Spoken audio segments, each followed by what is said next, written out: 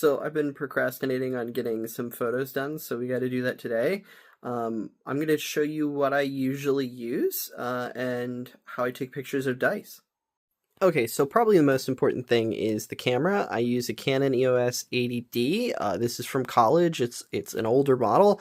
The lens is old as well, so getting secondhand is like totally fine. But you can adjust everything on the camera and make exactly the picture you want, especially when you're using a light kit. So this is a light meter to determine what the flash level's at and how I should be setting the camera. And then I just use this remote that goes on the hot shoe. And then I'll show you these here.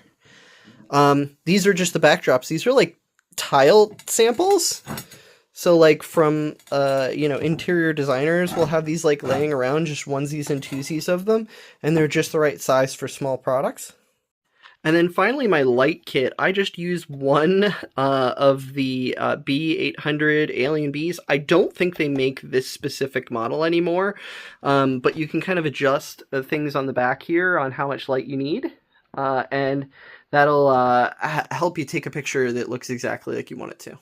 So on the front of this thing, which is the light kit, is just the soft box, and then instead of using two lights, I just use one light, and then I reflect light back with just a piece of poster board.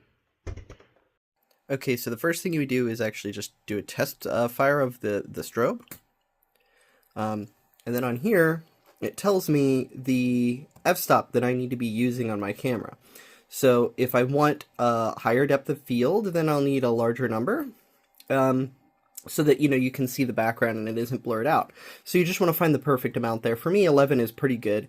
It's already pretty calibrated, and then I would set that on the camera. But if I needed a different depth of field, I would change the amount of light coming out of the strobe. So as you can see here on the back of the camera, it's set exactly the same way. So I'm ready to take a picture.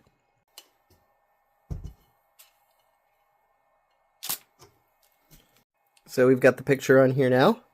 And I'm not liking some of this light up here at the top, so I might adjust the light so that we get a different angle, and we don't blow out the top portion.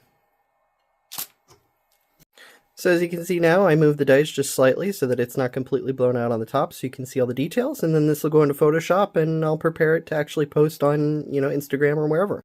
And now I just need to do that like 100 more times.